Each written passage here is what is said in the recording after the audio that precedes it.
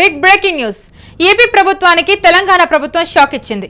బనకచెర్ల సమస్యపై రేపు ఢిల్లీలో ఇద్దరు సీఎంలతో సమావేశం జరగాల్సి ఉండగా తెలంగాణ ఈ చర్చలకు విముఖత చూపించింది.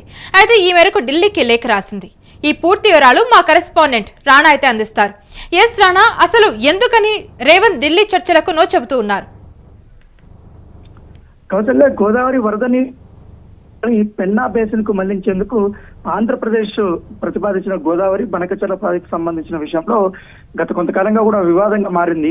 ముఖ్యంగా గోదావరి సంబంధించి జల వివాద ట్రిబ్యునల్ కు ఆంధ్రప్రదేశ్ పునర్విభజన చట్టానికి సంబంధించిన విషయంలో కూడా ఈ ప్రాజెక్టుకు మేము వ్యతిరేకంగా ఉన్నామని తెలంగాణ ప్రభుత్వం మొదటి నుంచి కూడా వాదిస్తున్న నేపథ్యంలో ఈ ప్రాజెక్టు విషయంలో ఏపీ ముందుకు వెళ్లకుండా నిరోధించాలని ఇప్పటికే కేంద్రాన్ని కూడా తెలంగాణ కోరిన బట్టి సమయంలో ఇప్పుడు తాజాగా ఇరు రాష్ట్రాల ముఖ్యమంత్రులు కూర్చొని మాట్లాడి ఈ యొక్క బనకచెర్లకు సంబంధించిన అంశాన్ని సెటిల్ చేయాలనే ఉద్దేశంతో ఇటు కేంద్ర ప్రభుత్వం కూడా భావిస్తుంది. దాని తగ్గట్టుగా జలశక్తి కేంద్ర మంత్రి అయినటువంటి సిఆర్ పాటిల్ కూడా ఈ రోజు ఇరు రాష్ట్రాల ముఖ్యమంత్రుల సమక్షంలో మీటింగ్ పెట్టి దీనికి సంబంధించిన అంశంలో పూర్తి స్థాయిలో చర్చలు జరపాలనే ఉద్దేశంతో కూడా మీటింగ్ అనేది ఏర్పాటు చేసింది. అయితే ఈ మీటింగ్ కి మాత్రం తెలంగాణ ఆసక్తి అయితే కనపరచడం లేదు. అయితే ముఖ్యంగా ఎక్కువగా ఈ బనకచెర్లకు సంబంధించిన అంశంలో ప్రతి సంవత్సరము వర్షాకాలం వచ్చిందంటే సముద్రంలో చాలా వరకు వృధా పోతున్నటువంటి గోదావరి జలాలు ఉన్నాయి. కాబట్టి ఈ వృధా పోతున్నటువంటి జలాలని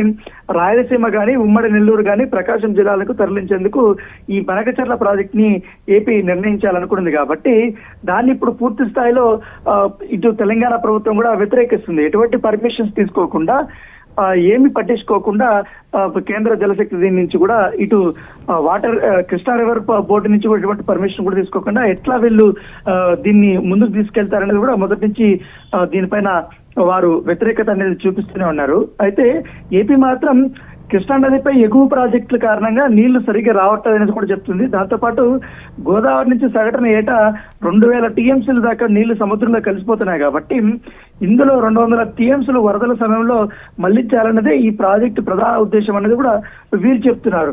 అయితే దీనివల్ల మాకు చాలా నష్టం జరుగుతుందని కూడా చెప్తున్నారు. దాంతోపాటు ఈ రాయలసీమలోనే దాదాపు 80 లక్షల మంది దాకా తాగునీటితో పాటు కొత్తగా 3 లక్షల హెక్టార్లకి ఆయకట్టుకు నీరు అందించడం కూడా వారు పెట్టుకున్నారు. దాంతోపాటు ఒక లింక్ పెట్టారు. నాగార్జున సాగర్ కుడి కాలువ నుండి వెలుగొండ గాని, తెలుగు గంగ గాని, గాలేరు గాని, కేసీ కెనాల్ కింద 22 లక్షల ఎకరాల ఆయకట్టు స్థిరీకరణ లక్ష్యంతో 80,000 కోట్ల రూపాయల పైగా ఈ ప్రాజెక్టును ఏపీ ఇప్పుడు ప్రతిపాదించింది. కాబట్టి కేంద్ర జలశక్తి శాఖకి ఏపీ ప్రభుత్వం ఈ నివేదిక ఇచ్చింది. సో దీనిపైన పూర్తి స్థాయిలో చర్చించమని కూడా చెప్పినటువంటి నేపథ్యంలో ఇప్పుడు ఆయన గతంలో కూడా ఆంధ్రప్రదేశ్ ముఖ్యమంత్రి చంద్రబాబు నాయుడు కూడా ప్రధానమంత్రి కృషి సించాయి యోజన కిందగా మాకు ఈ యాక్సిలరేటెడ్ ఇరిగేషన్ బెనిఫిట్స్ ప్రోగ్రామ్ కింద పూర్తి స్థాయిలో మాకు సహాయం అందించాలని కూడా ఆయన అప్పట్లో విజ్ఞప్తి చేశారు. దాంతో పాటు ఇంటర్ స్టేట్ లింక్ సంబంధించిన విషయంలో ప్రాజెక్ట్ కింద నిధులు ఇవ్వాలని కూడా ఆయన గతంలో కేంద్ర ఆర్థిక మంత్రిని కూడా ఆయన కలిసి తన వాదనలు కూడా వినిపించినటువంటి నేపథ్యం ఏర్పడుతుంది. అయితే తెలంగాణ ఎందుకు వ్యతిరేకిస్తుందంటే ఈ గోదావరి బనకచెర్ల ప్రతిపాదిత ప్రాజెక్టు ఎందుకు వ్యతిరేకిస్తుందంటే ప్రాజెక్టు ఆంధ్రప్రదేశ్ పునర్విభజన చట్టానికి ఇది వ్యతిరేకంగా ఉంది. కాబట్టి ఖచ్చితంగా దీన్ని ఆపాలనేది వీళ్ళు మొదటి నుంచి కూడా చెప్తున్నారు. గోదావరి బనకచెర్ల అనుసంధాన ప్రాజెక్టులో భాగంగా నాగార్జున సాగర్ ను వినియోగించడానికి కూడా వీళ్ళు ప్రధానంగా ఎక్కువగా వీళ్ళు అపోజ్ చేస్తున్నటువంటి నేపథ్యం కనబడుతుంది. సో కంపల్సరీ కూడా దీన్ని ఎట్టి పరిస్థితులను ఆపాల్సిందే. దాని దగ్గరగా ఇప్పటికే తెలంగాణ రాష్ట్ర ముఖ్యమంత్రి రేవంత్ రెడ్డి కూడా ఉన్నత స్థాయి సమావేశం కూడా నిర్వహించారు. గోదావరి కృష్ణా బోర్డులతో పాటు కేంద్ర జలశక్తి శాఖ, కేంద్ర జలవనరుల సంఘానికి కూడా ఆయన లేఖలు కూడా రాసినటువంటి పరిస్థితి ఏర్పడింది.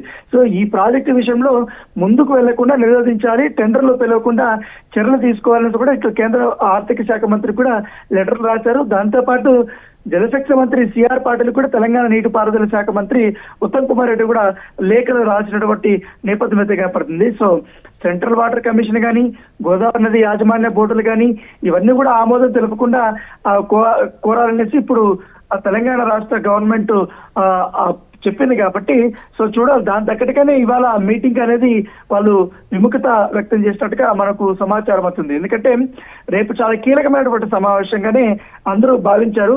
సో చర్చించుకుంటే ఈ యొక్క సమస్య తీరుతుంది అనేది కూడా వాళ్ళు అనుకున్నారు. అయితే బనకచర్ల సింగిల్ ఎజెండాతో సమావేశానికి ప్రతిపాదన చేసింది కాబట్టి ఏపీ ప్రభుత్వం ఈ చర్చ అనవసరము, ముందుగా ప్రభుత్వ ప్రతిపాదననే తిరస్కరించింది కాబట్టి 2 రోజులుగా వీళ్ళు ముఖ్యమంత్రులు ఇద్దరు లోపల ఢిల్లీలో ఉంటారు కాబట్టి మళ్ళీ అనవసరంగా ఆ మీటింగ్ లో పాల్గొంటే లేనిపోని చర్చలకి తావివ్వడం ఇష్టం లేక అనేది తెలంగాణ ప్రభుత్వం ఈ చర్చకు నో చెప్పినట్టుగా మనకు సమాచారం అవుతుంది. సో చూడాలి కేంద్ర ప్రభుత్వం ఏ రకంగా ఈ యొక్క ఇరు రాష్ట్రాలకు సంబంధించిన బనకచర్ల వివాదాన్ని పరిష్కరిస్తుంది, ఇంకా కొత్తగా ఏమైనా కమిటీ వేస్తుందా, లేకపోతే మరొకసారి ఈ ఇరు రాష్ట్రాలకు సంబంధించినటువంటి ముఖ్యమంత్రులు పిలిచి మాట్లాడుతున్నారు కూడా మనం వేచి చూడాలి. సో రేపంతా చాలా కీలకమైనటువంటి అంశాలపైనే ఇటు ఇరు రాష్ట్ర ముఖ్యమంత్రులు బిజీగా ఢిల్లీలోకి వెళ్ళిపోతున్నారు. కౌసల్య. ఎస్ రాణా, అయితే ఆంధ్రప్రదేశ్ ఈ విషయం మీద ఏ రకంగా స్పందిస్తోంది, ఏ రకంగా స్పందించే అవకాశం ఉంది?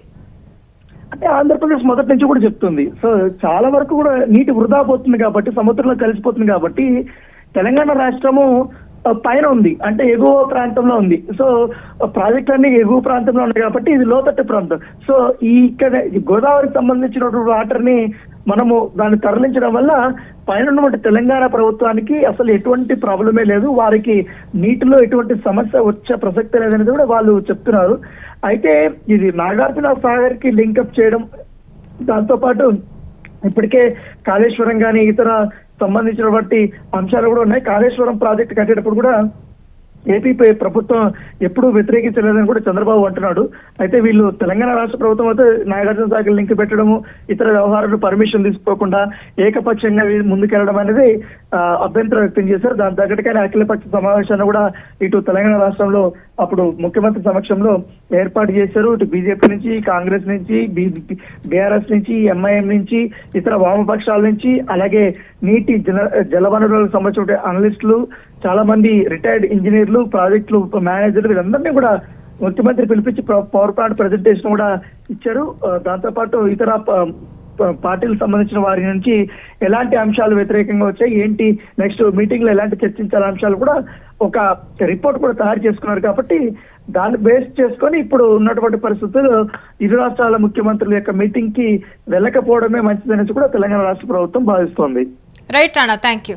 సో ఇప్పుడు ఏపీ ప్రభుత్వానికి తెలంగాణ ప్రభుత్వం షాక్ ఇచ్చిందని చెప్పాలి. బనకచర్ల సమస్యపై రేపు ఢిల్లీలో ఇద్దరు సీఎంలతో సమావేశం జరగాల్సి ఉండగా తెలంగాణ ఈ చర్చలకు విముఖత చూపించింది. ఈ మేరకు ఢిల్లీకి లేఖ రాసింది. అయితే రేపు ఈ సమావేశం అయితే జరుగుతుంది. ఈ సమావేశంలో ఏ రకంగా బనకచర్ల ప్రాజెక్ట్ కి సంబంధించి ఇరు రాష్ట్రాల సీఎంలతోటి ఏ విధమైన సమావేశం జరగబోతుంది, ఏ రకంగా చర్చ జరగబోతుంది అనేది మనం రేపు వేచి చూడాలి.